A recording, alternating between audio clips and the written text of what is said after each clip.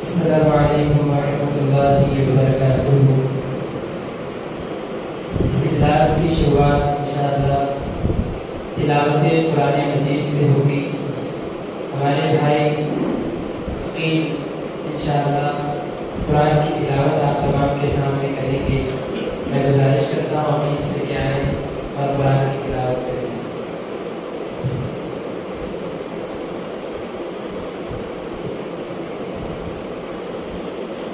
أعوذ بالله من الشيطان الرجيم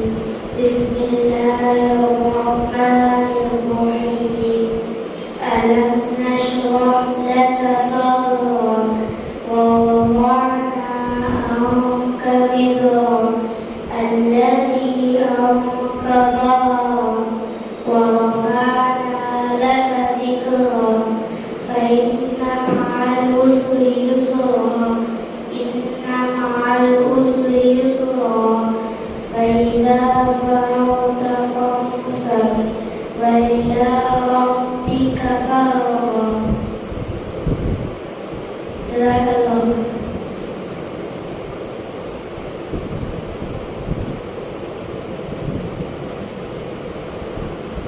جزاک اللہ خیر وأحسن الجزاء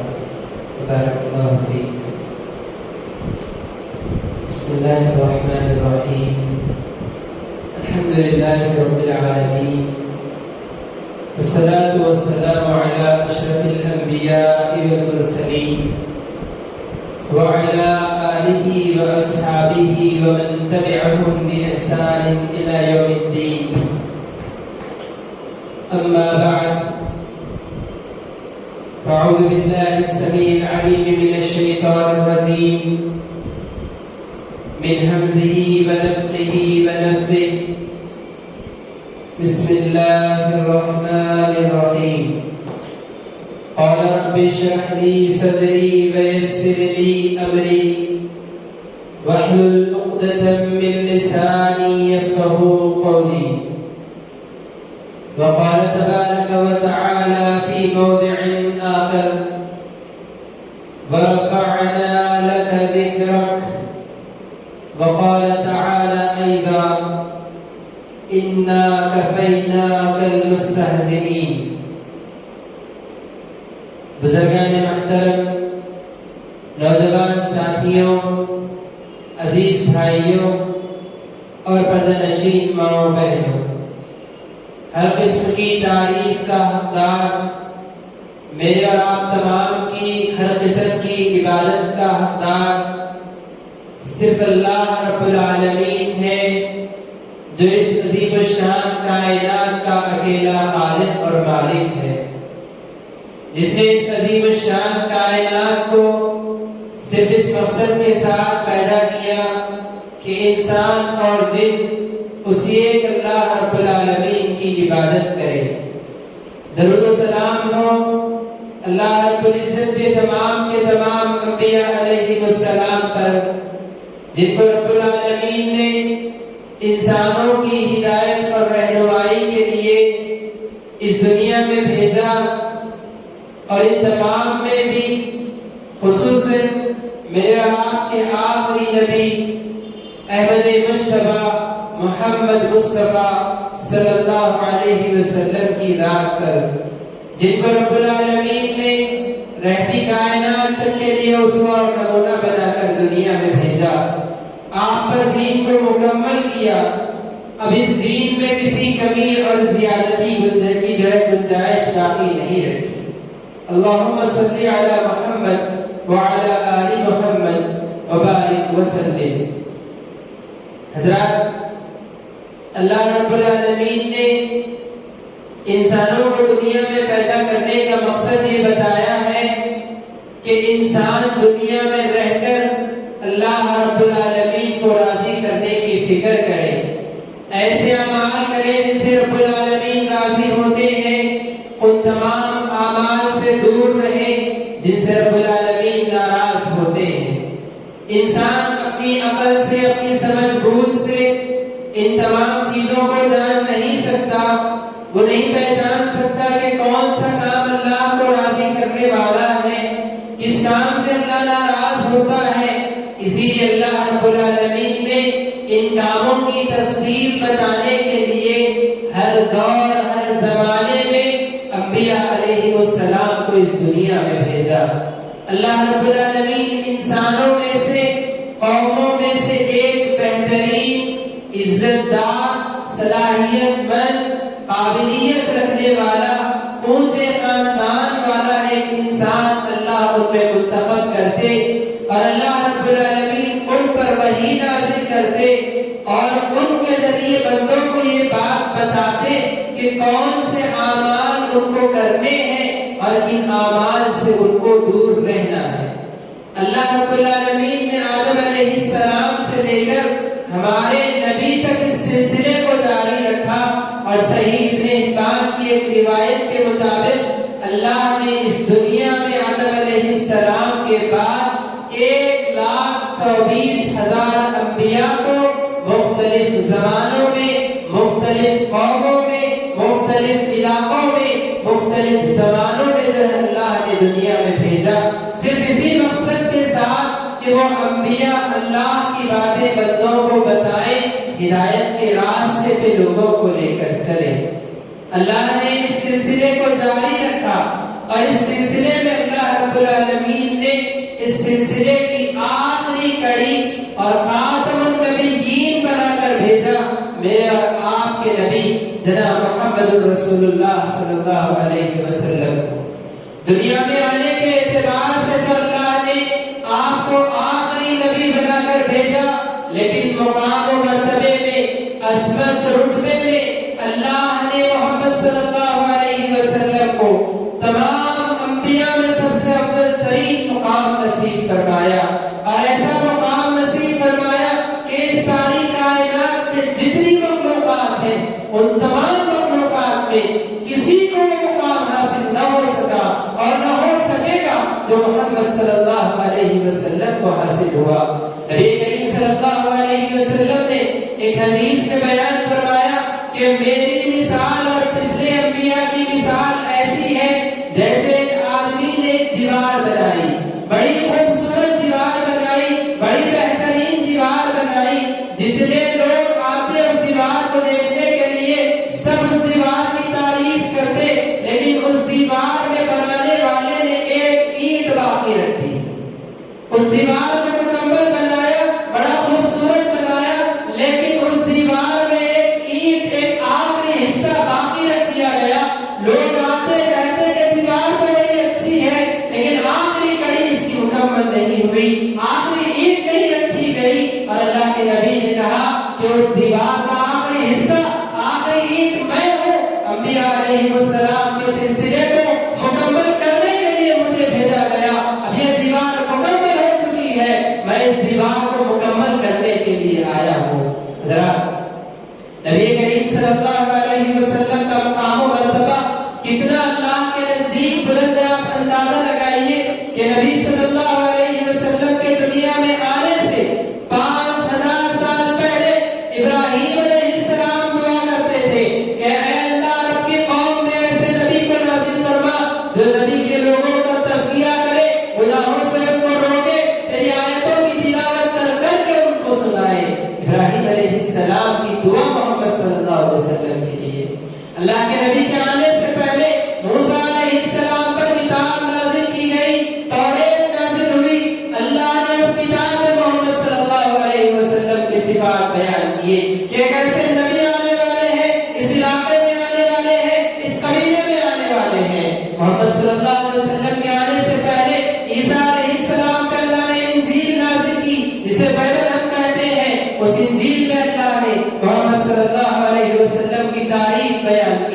آپ کے صفات بیان کیے، آپ کے ساتھ رہنے والے صحابہ کے صفات بیان کیے کہ نبی کے ساتھ کیسے لوگ ہوں گے، ان کے صفات کیا ہوں گے۔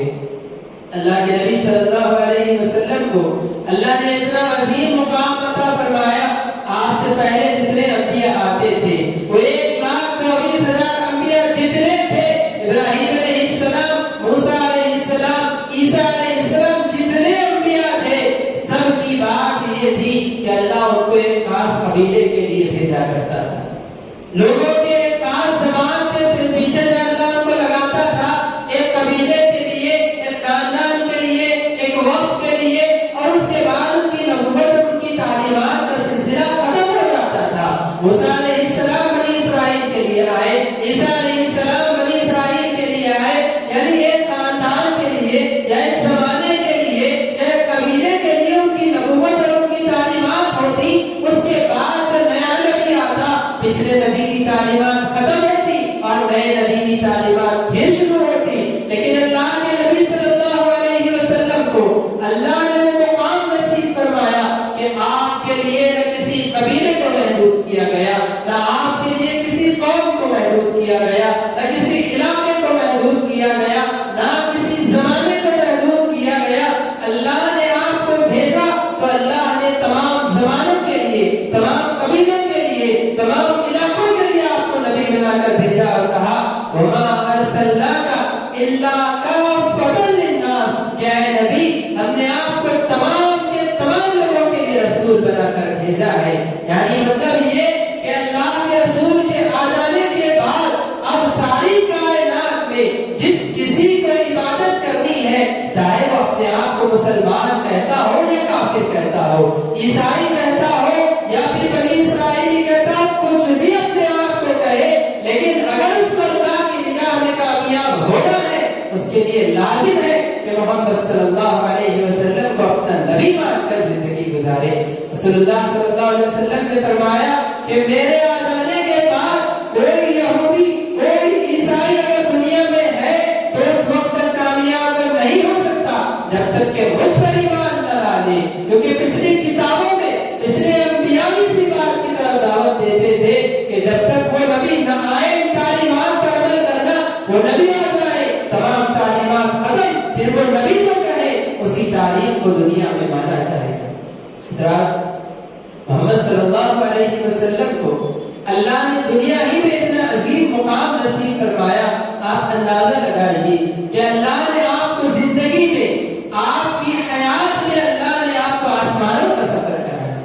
اللہ نے آپ کو آپ کی زندگی میں، آپ کی حیات میں، ہوش و حواس میں اللہ نے آپ کو آسمانوں کا سفر کرایا، اور ان آسمانوں کے سفر سے پہلے بیت المقدس میں آپ نے تمام انبیاء علیہ السلام کی امامت دنیا میں کی، تمام انبیاء آپ کے پیچھے کھڑے کر نماز پڑھے اور آپ نے تمام انبیاء کی امامت کی، جس کی وجہ سے آپ کو امام الانبیاء کہا جاتا ہے۔ اس کے بعد اللہ نے آپ کو معراج کا سفر کرایا، جبریل علیہ السلام آپ کو لے کر پہلے آسمان پہ جاتے ہیں، صحیح بخاری کی حدیث ہے، فرماتے ہیں اللہ کے نبی صلی اللہ علیہ وسلم کہ جبریل علیہ السلام مجھے لے کر پہلے آسمان پر گئے،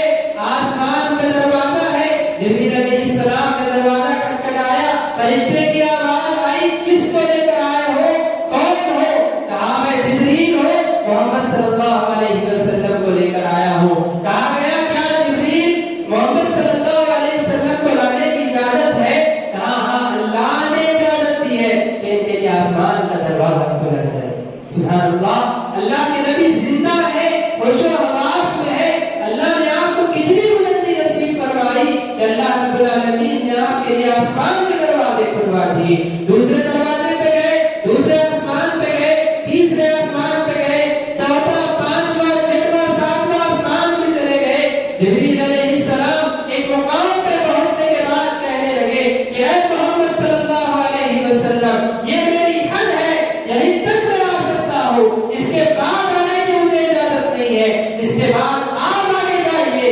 اللہ آپ کو اس سے آگے بلا رہا ہے۔ سبحان اللہ، اللہ نے آپ کو وہ مقام نصیب فرمایا، اتنا قریب بلایا جتنا قریب کے کائنات میں اللہ نے کسی کو نہیں بلایا ہے۔ تمام فرشتوں کے سردار جبریل علیہ السلام ہے۔ جبریل علیہ السلام کہتے ہیں کہ میرے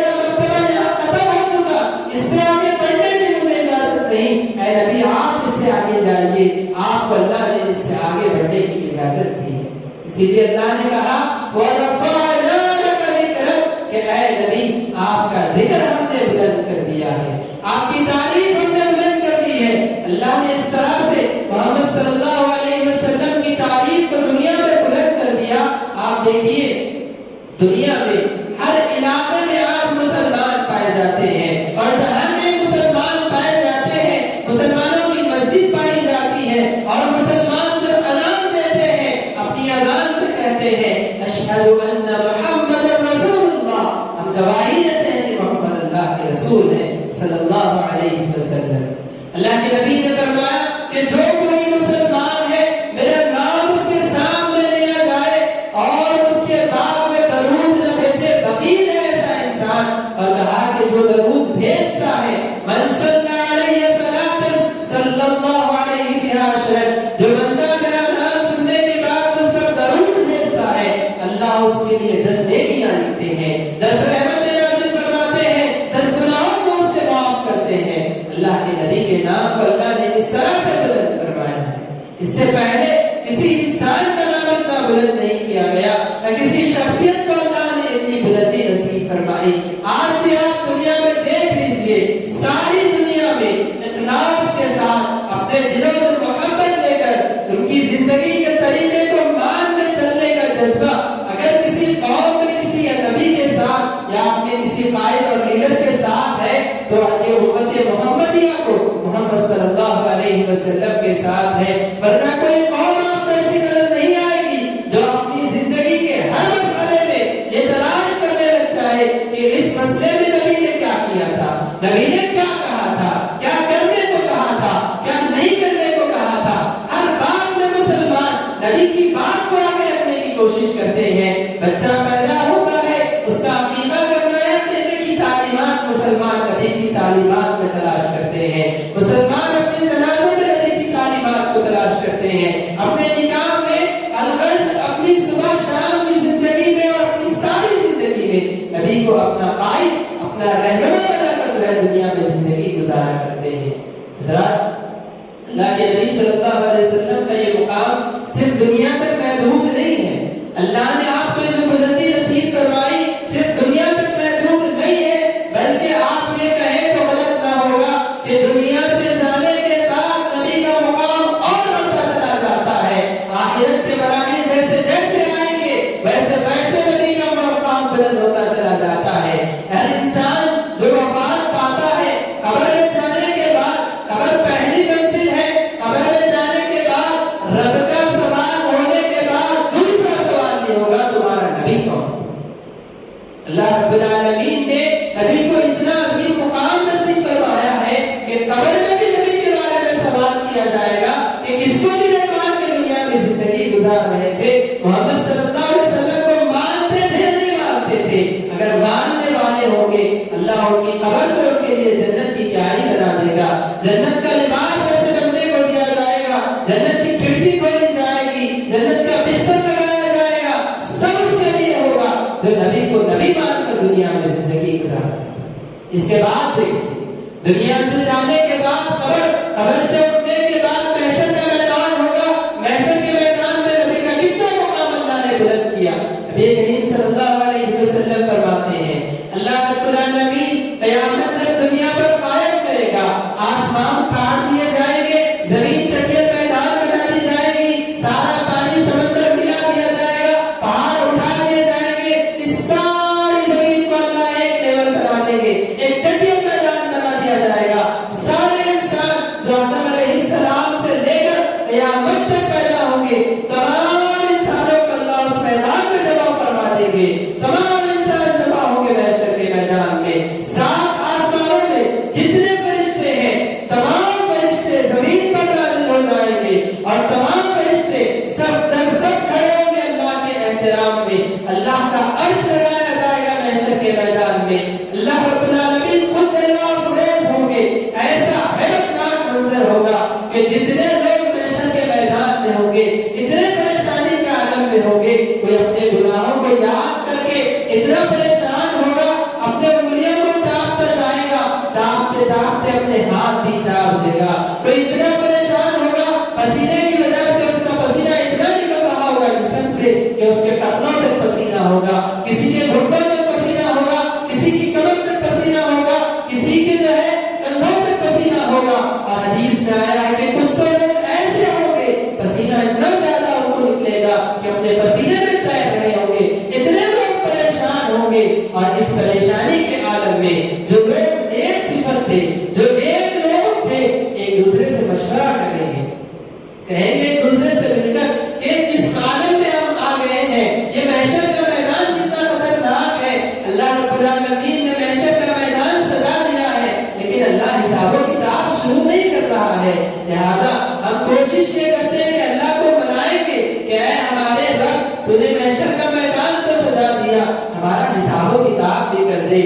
اللہ से गुजारिश करेंगे, लेकिन किसी की हिम्मत नहीं होती कि अल्लाह के सामने जाकर कहे कि अल्लाह तू हिसाबो किताब शुरू कर। लिहाजा मशवरा करते हैं और मशवरे में बात तय होती है कि चलो आदम अलैहिस्सलाम के पास जाते हैं। अल्लाह ने बड़ा मुकाम उनको दिया है, खुद अपने हाथों से अल्लाह ने उनको पैदा किया है, अल्लाह रब्बुल आलमीन ने उनको जन्नत में दाखिल किया था। उनसे जाकर कहते हैं शायद अल्लाह उनकी बात मान जाए। सब मिलकर जाते हैं आदम अलैहिस्सलाम के पास, जाकर कहते हैं अल्लाह ने आपको अपने हाथों से पैदा किया, आपको अल्लाह ने जन्नत में रखा है, आप अल्लाह से कहिए, सिफारिश कीजिए कि हिसाब शुरू किया जाए, शायद अल्लाह आपकी बात को मान ले। आदम अलैहिस्सलाम कहेंगे कि मुझे आज सिर्फ अपने नफ्स की फिक्र है, अल्लाह मुझे बख्श दे, ये मेरे लिए काफी है। आज मैं ये सोचता हूँ मुझसे गलती हो गई थी, आज वो गलती मुझे याद आ रही है, मैं अल्लाह के सामने जाकर खड़े होने की हिम्मत नहीं करता, क्योंकि आज अल्लाह इतने गुस्से में है जितने गुस्से में ना इससे पहले कभी अल्लाह था, ना इसके बाद कभी अल्लाह इतना गुस्से में होगा। मैं अल्लाह के सामने जाने की हिम्मत नहीं करता। जाओ इब्राहीम अलैहिस्सलाम के पास जाओ, अल्लाह ने उनको खलील बनाया है, बड़ा मुकाम अल्लाह ने उनको दिया है, शायद अल्लाह उनकी बात को मान ले।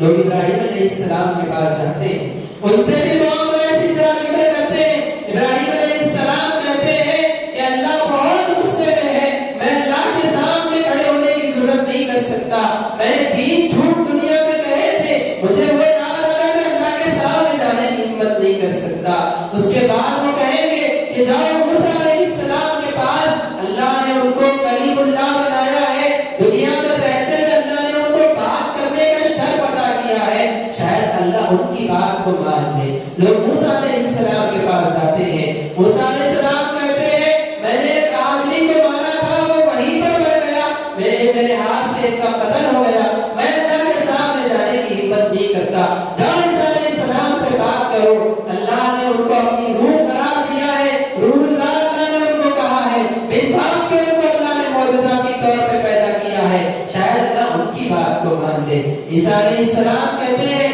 कि मैं अल्लाह के सामने जाने की हिम्मत नहीं करता। जाओ मोहम्मद सल्लल्लाहु अलैहि वसल्लम के पास, अल्लाह ने उनके अगले पिछले तमाम गुनाहों को माफ कर दिया है, शायद अल्लाह उनकी बात को मान ले और अल्लाह उनकी सिफारिश को कबूल करे और हिसाब किताब अल्लाह शुरू करे। लोग सारे मिलकर जाते हैं मोहम्मद सल्लल्लाहु अलैहि वसल्लम के पास, सिफारिश करते हैं, तो मोहम्मद सल्लल्लाहु अलैहि वसल्लम कहते हैं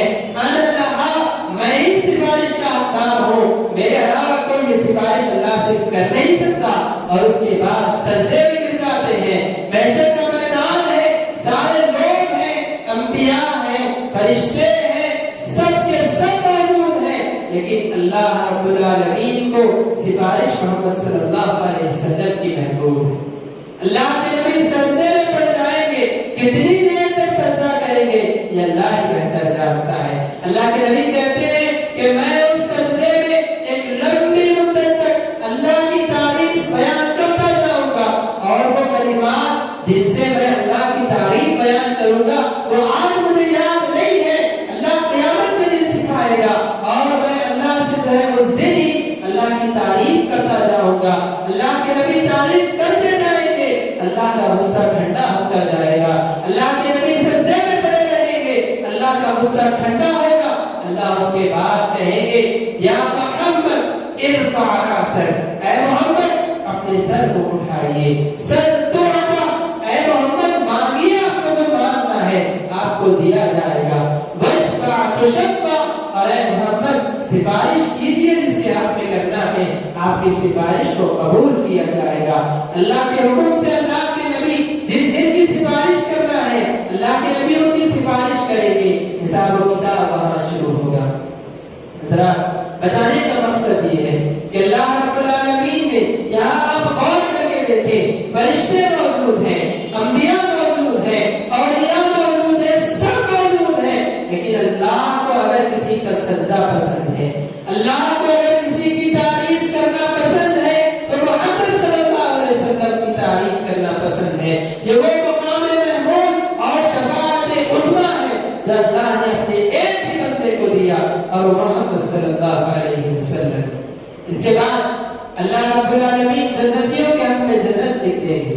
जन्नतियों को जन्नत में दाखिल कर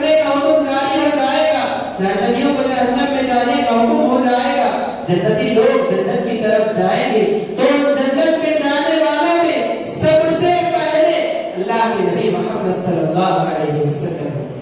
अल्लाह के नबी फरमाते हैं, सही बुखारी की हदीस है, आती बाब जन्नती फअस्तफ्तिहु, मैं जन्नत के दरवाजे के पास आऊंगा, जन्नत का दरवाजा खोलने के लिए जन्नत का दरवाजा मैं खटखटाऊंगा। जन्नत के दरवाजे पर अल्लाह के नबी खटखटाएंगे, अंदर से आवाज आएगी, मन कौन है जो दरवाजे को खटखटा रहा है? अल्लाह के नबी कहेंगे, मोहम्मद, मैं मोहम्मद हूँ। अंदर से फरिश्ता जवाब देगा। सुभान अल्लाह, जवाब पे आप गौर कीजिए, अल्लाह के नबी का मुकाम आपको मालूम होगा। अल्लाह के नबी जब कहेंगे कि मैं मोहम्मद हूँ, तो फरिश्ता कहेगा जो जन्नत के दरवाजे पर है, जिसकी जिम्मेदारी है कि जन्नत का दरवाजा किसी के लिए न खोला जाए, वो फरिश्ता कहेगा, बिका उमिरतु अल्ला अफ्तह लिअहदिन क़ब्लक, मुझे हुक्म दिया गया है आप ही के बारे में कि आपसे पहले किसी के लिए मैं जन्नत का दरवाजा न खोलूं। सुभान अल्लाह, अल्लाह के नबी का ये मुकाम अल्लाह ने दिया है कि जन्नत में सारे बंदे जो अल्लाह की इबादत करते थे, आदम अलैहिस्सलाम से लेकर क़यामत के कायम होने तक सब बंदे जन्नत में जाएंगे, लेकिन जन्नत में जाने वाली सबसे पहली शख्सियत मुहम्मदुर रसूलुल्लाह सल्लल्लाहु अलैहि वसल्लम की शख्सियत होगी। और जन्नत में जाने के बाद आप देखिए, जन्नत में जाने के बाद अल्लाह के नबी सल्लल्लाहु अलैहि वसल्लम ने फरमाया कि जन्नत को अल्लाह ने 100 दर्जों में बनाया है। जन्नत के 100 दर्जे अल्लाह ने रखे हैं, 100 स्टेजेस जो है अल्लाह ने जन्नत के बनाए हैं, और एक एक दर्जा ऐसा है, अल्लाह के नबी ने फरमाया कि एक दर्जे से दूसरे दर्जे के दरमियान उतना फर्क होगा जितना फर्क जमीन से आसमान के दरमियान, जितना फर्क जमीन से आसमान के दरमियान है, उतना फर्क जन्नत के एक दर्जे से दूसरे दर्जे के दरमियान होगा। निचले दर्जे के लोग अपने से ऊंचे दर्जे के लोगों को उस तरह से जन्नत में देखेंगे जिस तरह से जमीन पर टहलकर आदमी सितारों को देखा करता है। वो देखता है सितारों को, लेकिन उन सितारों तक वो पहुंच नहीं सकता। उसी तरह जन्नत में नीचे तबके वाले, नीचे दर्जे वाले लोग ऊंचे दर्जे वालों को देखेंगे, लेकिन उस दर्जे तक कभी पहुंच नहीं सकेंगे, क्योंकि दर्जात के दरमियान बहुत फर्क होगा। पहले दर्जे वाले दूसरे दर्जे तक नहीं पहुंच पाएंगे, दूसरे दर्जे वाले तीसरे दर्जे तक नहीं पहुंच पाएंगे, और जितने ये दर्जे होंगे हर दर्जे में फर्क होगा नेमतों के एतबार से। पिछले दर्जे में बहुत नेमतें होंगी, लेकिन उससे ऊपर वाले दर्जे में उससे बढ़कर नेमतें, उससे ऊपर वाले में उससे बढ़कर होंगी। पहले में बहुत नेमतें होंगी, दूसरे में उससे ज्यादा होंगी, तीसरे में उससे ज्यादा होंगी, चौथे में उससे ज्यादा होंगी। इस तरह से हर दर्जे में अल्लाह नेमतों को मजीद बढ़ाता चला जाएगा। और अल्लाह के नबी का मुकाम आप देखिए, नबी फरमाते हैं सल्लल्लाहु अलैहि वसल्लम कि जन्नत के 100 दर्जों में मैं आखिरी दर्जे पर हूं। सुभान अल्लाह, अल्लाह के नबी जन्नत के दर्जों में जो आखिरी दर्जा है जिससे अल्लाह का अर्श करीब होगा, अल्लाह के नबी को अल्लाह वहां मुकाम पर नसीब फरमाएगा। अल्लाह के नबी वहां जन्नत में होंगे, यही फिरदौस है, यही मुकाम महमूद है। अल्लाह के नबी सल्लल्लाहु अलैहि वसल्लम ने फरमाया। हज़रात, ये सारी बातें बताने का मकसद क्या है? ये सारी बातें बताने का सबब ये है कि आज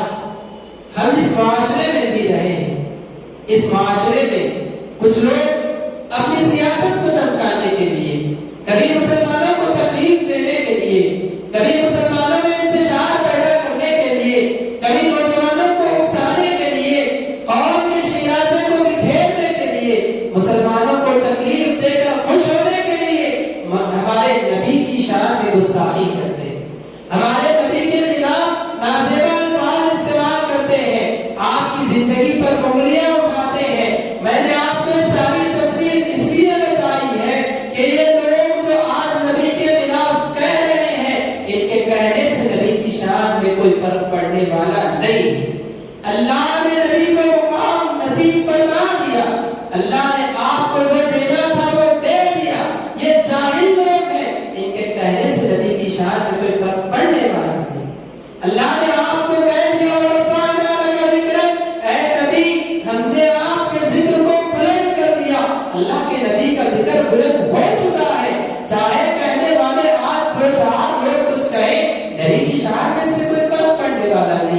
नबी के दर्जात में कोई फर्क पड़ने वाला नहीं है। इसकी मिसाल वैसे ही है जैसे सूरज निकला हुआ है, दिन में एक आदमी आंख बंद करके कह रहा है कि मैं नहीं मानता सूरज निकला हुआ है। ऐसी ही मिसाल है उन लोगों की जो नबी की जिंदगी, जो इतनी रोशन जिंदगी है, इतनी साफ, इतनी पाक, इतनी आला जिंदगी है, उस जिंदगी को देख कर भी अपनी आंखों को बंद करके कहे कि मैं इनकी जिंदगी को नहीं मानता।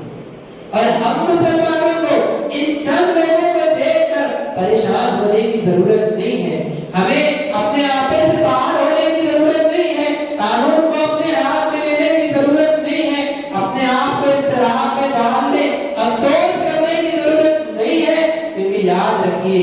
जब जब इस्लाम को तकलीफ पहुंचाने, इस्लाम को दबाने की कोशिश की गई, तब तब इस्लाम को अल्लाह ने उभारा है, अल्लाह ने इस्लाम को फैलाया है, अल्लाह ने इस्लाम को मजीद बुलंदी नसीब फरमाई है। इसकी मिसाल आप देखिए, मूसा अलैहिस्सलाम को फिरौन जलील करना चाहता था। फिरौन चाहता था कि मैं लोगों को जमा करूंगा, जादूगरों के सामने मूसा अलैहिस्सलाम को खड़ा करूंगा, जादूगर मूसा अलैहिस्सलाम को हरा देंगे, सारी कौम ये देखकर मूसा अलैहिस्सलाम को छोड़ देगी, सारे लोग मेरे पीछे आ जाएंगे, ये समझकर उसने अपने जो है बादशाह होने के तौर पर पूरा रॉयल इंतजाम उसने करवाया। एक बादशाह जो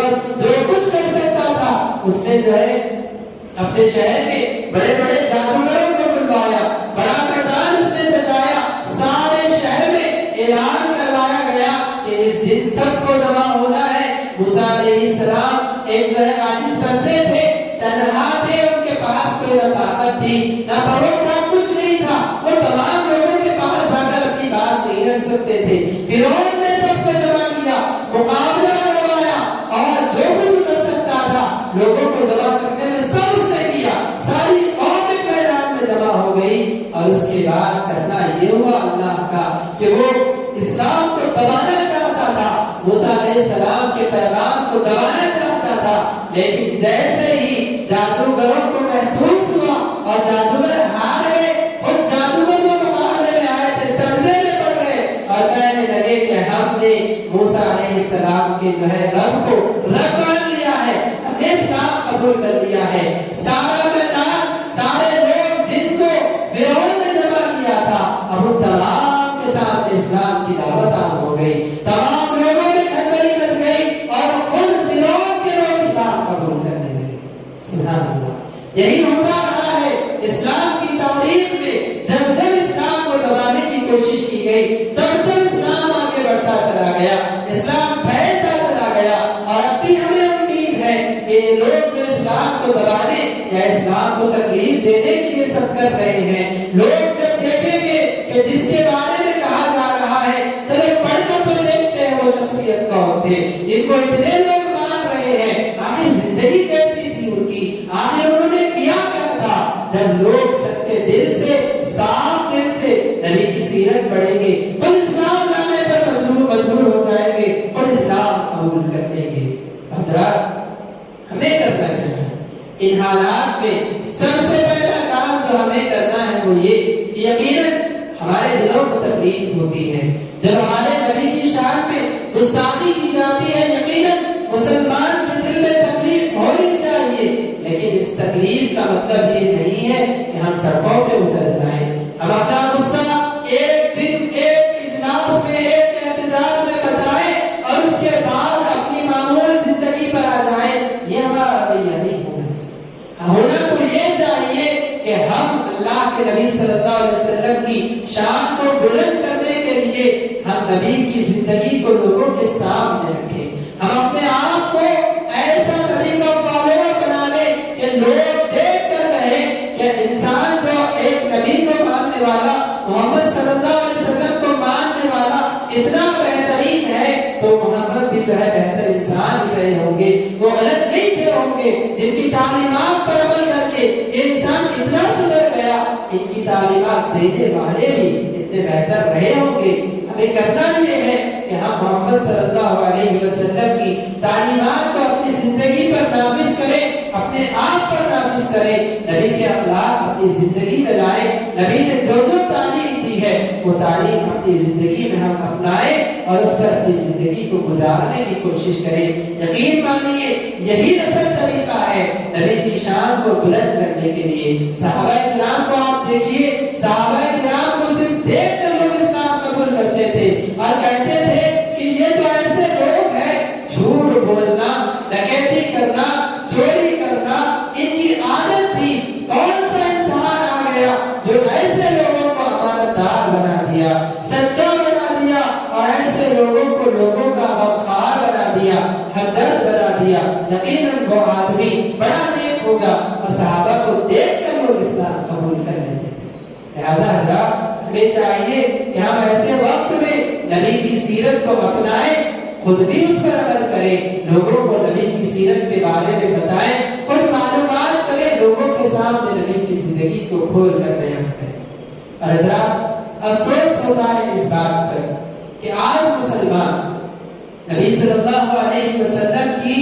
ذات سے تو محبت کرتے ہیں, نبی کی ذات, نبی کی شخصیت پر, نبی کے نام پر مر مٹنے کے نعرے تو لگاتے ہیں, لیکن نبی کی تعلیمات سے محبت نہیں کرتے. نبی کے نام سے, نبی کی ذات سے محبت کے دعوے تو ہیں, لیکن نبی کی تعلیمات سے محبت نہیں ہے مسلمانوں. نبی صلی اللہ علیہ وسلم دنیا میں صرف اپنے نام کو رکھ کے جانے کے لیے نہیں آئے تھے, آپ دنیا میں آئے اس لیے تھے کہ اپنی تعلیمات کو عام کریں, اسلام کو پھیلائیں. ہوا یہ ہے کہ آج مسلمان نبی کے نام سے محبت کرتے ہیں لیکن نبی کی تعلیمات کو چھوڑ چکے ہیں. نبی صلی اللہ علیہ وسلم نے دنیا میں آنے کے بعد, نبی بننے کے بعد 13 سال تک مکہ کے لوگوں کو ایک اللہ کی عبادت کرنے کی دعوت دی. آج مسلمان غیر اللہ کی عبادت کرتے ہوئے نظر آتے ہیں. نبی کی یہ تعلیم جس پر نبی ساری زندگی محنت کرتے رہے, حتیٰ کہ جب آپ کی عمر کا آخری وقت آیا, اللہ کے نبی جب اپنی زندگی کے آخری مرحلے میں تھے, موت سے قریب تھے, اس وقت بھی اللہ کے نبی اپنی امت کو یہ پیغام دے رہے تھے, قاتل اللہ الیہود اتخذوا قبور انبیائہم مساجدا, کہ اللہ یہودیوں کو ہلاک برباد کرے, انہوں نے اپنے نبیوں کی قبروں کو سجدے کی جگہ بنایا ہے اور اپنے نبی کی قبروں, اپنے انبیاء کی قبروں پہ جا کے سجدے کرتے ہیں, مزار بنا کر وہاں جا کے ان کی عبادت کرتے ہیں. نبی اپنی امت کو پیغام دینا چاہتے تھے کہ اولیاء کی قبروں پہ سجدے نہیں کرنا, اللہ کے علاوہ کسی سے نہیں مانگنا, اللہ کے علاوہ کسی سے امید نہیں رکھنا. اللہ کے نبی نے زندگی میں یہ تعلیم سکھائی, لیکن امت آج نبی کی تعلیم سے دور ہو چکی ہے. آج آپ دیکھیے مسلمان اپنے آپ کو کہنے والے, مسلم گھرانے میں پیدا ہونے والے لوگ قبروں کی پوجا کرتے ہوئے ہمیں نظر آتے ہیں, مزاروں پر جھکتے ہوئے نظر آتے ہیں, اپنے ہاتھ میں ایک دھاگا باندھ کر اس پر بھروسہ کرتے ہوئے نظر آتے ہیں, اپنی دکان میں ایک تصویر لٹکا کر اس پر بھروسہ کرتے ہوئے نظر آتے ہیں. بچے کی طبیعت خراب ہو جائے, گلے میں تعویذ لٹکا دی جاتی ہے, تھوڑا سا ایکسیڈنٹ ہو جائے یا نئی گاڑی خرید لے, اپنی گاڑی پر تاگا جو ہے باندھ دیا جاتا ہے. کتنے خرافات آپ مسلمانوں نے ہیں. بتانے کا مقصد یہ کہ نبی کے نام سے بڑھ کر نبی کی تعلیمات سے ہمیں محبت ہونی چاہیے. نبی صلی اللہ علیہ وسلم نے اپنی زندگی کے آخری مرحلے میں بھی جب آپ دنیا سے جا رہے تھے, اس وقت آپ نے جب آخری نصیحت کی کہا, الصلاۃ الصلاۃ وما ملکت ایمانکم, اے میری امت کے لوگوں نماز کا اہتمام کرو, نماز کا اہتمام کرو. یہ کہتے ہوئے اللہ کے نبی دنیا سے گزرے, یہ تعلیم دے کر دنیا کو گئے کہ نماز کا اہتمام کرو. امت میں آپ دیکھ لیجیے نماز کا کتنا اہتمام. آج امت میں کتنے لوگ ایسے ہیں جو 5 نمازوں کے پابند ہیں, جو مسجد میں باجماعت نماز ادا کرنے والے ہیں. کتنے مسلم گھرانوں کی خواتین ایسی ہیں جو 5 نمازوں کا اہتمام کر کے اول وقت میں نماز پڑھنے کا اہتمام کرتی ہیں. ایسا نہیں ہے امت میں. آج مسلمان نبی کے نام پر احتجاج میں شرکت تو کر سکتے ہیں, لیکن 5 نمازوں میں شرکت کرنے کی ان کے پاس استعداد نہیں ہے, کیونکہ سچے دل سے انہوں نے نبی کو نبی نہیں مانا, نبی کی تعلیمات کو اپنے دل سے نہیں لگایا ہے. ایک آخری مثال دے کر, ایک آخری بات رکھ کے میں آپ کے سامنے اپنی بات کو ختم کروں گا. اللہ کے نبی صلی اللہ علیہ وسلم کی شخصیت, آپ کی ذات اور آپ کی تعلیمات سے ہر مسلمان کو محبت ہونی چاہیے، اور ایسی محبت ہونی چاہیے کہ اگر نبی کے نام پہ ساتھ کوئی گستاخی کرے تب بھی ہمیں تکلیف ہونی چاہیے، یا نبی کی کسی تعلیم کے مطابق بھی کوئی گستاخی کرے، نبی کی کسی تعلیم کے خلاف عمل کرے، نبی کی کسی تعلیم کو کوئی چھوڑے، تب بھی ہمارے دل میں اس کے لیے نفرت ہونی چاہیے۔ اللہ کے نبی صلی اللہ علیہ وسلم جب اس دنیا سے گئے، بخاری کی حدیث راوی فرماتے ہیں کہ اللہ کے نبی کا جب انتقال ہوا، مسلمانوں کی حالت ایسی ہو چکی تھی، جو لوگ پہلے اسلام قبول کر چکے تھے، نبی کی محبت کی وجہ سے نبی کی جدائی میں وہ لوگ پریشان تھے کہ نبی دنیا سے چلے گئے، وہ غم میں تھے، اور جو لوگ نئے اسلام قبول کیے تھے وہ لوگ یہ سمجھ رہے تھے کہ اللہ کے نبی تھے اس وقت دین تھا، نبی چلے گئے، دین ختم ہو گیا، لوگ اسلام کو چھوڑتے جا رہے تھے، مرتد ہوتے چلے جا رہے تھے۔ اور اس وقت کچھ لوگ ایسے بھی تھے جو لوگ کہہ رہے تھے کہ ہم اسلام کی تعلیم کو لے کے یہ تعلیم پہ عمل نہیں کریں گے، یہ تعلیم ہم قبول کریں گے، یہ تعلیم کو ہم رد کر دیں گے۔ یہ دور تھا ابو بکر صدیق رضی اللہ عنہ کا، آپ جب خلیفہ بنے اتنے مسائل آپ کے سامنے تھے، کہیں مسلمان مرتد ہو رہے ہیں، کہیں مسلمان اسلام کو چھوڑ رہے ہیں، اور کہیں مسلمان ایک تعلیم کو چھوڑ رہے ہیں۔ یہ جب مسئلہ آیا، ابو بکر صدیق رضی اللہ عنہ نے تمام صحابہ سے مشورہ کیا کہ اب کچھ لوگ اسلام کو چھوڑ چکے ہیں، ان سے تو جنگ کرنا ہے، اور کچھ لوگ وہ ہے جو لوگ زکات دینے سے منع کر رہے ہیں، نماز پڑھنے کی بات کر رہے ہیں، حج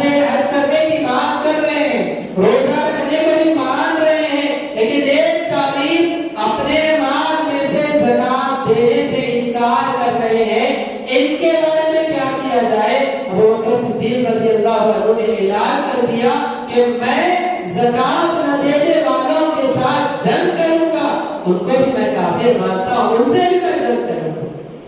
صحابہ ابو بکر صدیق رضی اللہ عنہ کو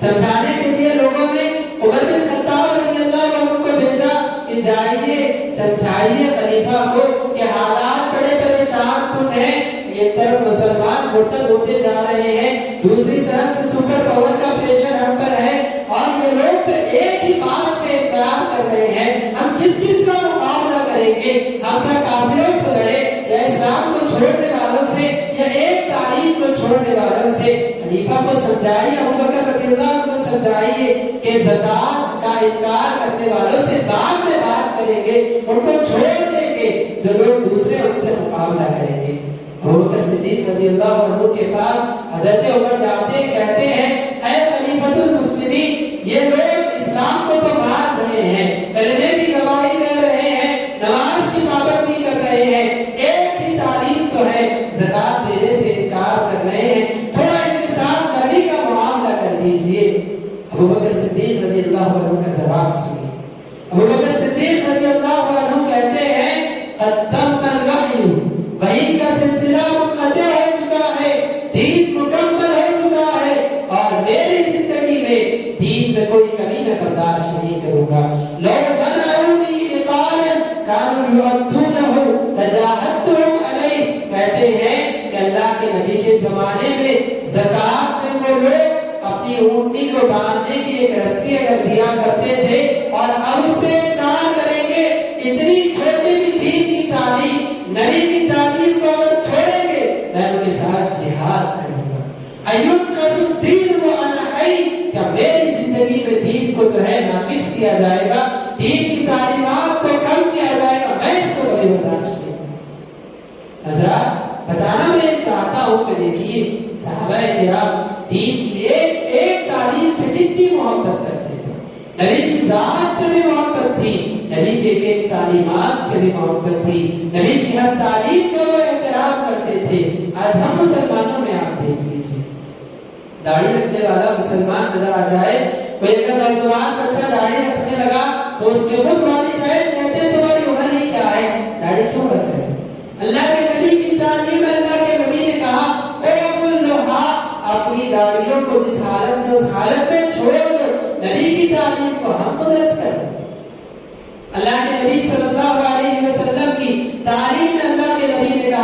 خیر النکاح یسرھا کہ سب سے بہترین نکاح وہ ہے جو سب سے آسانی سے کیا جائے. لیکن آج کوئی سادگی سے نکاح کرتا ہے, اس کی شادی میں بینڈ باجا نہیں ہے, اگر ویڈیو اس کی شادی میں نہیں ہے, وہ پھول نہیں پہنتا ہے, لوگ اس کا مذاق اڑاتے ہیں.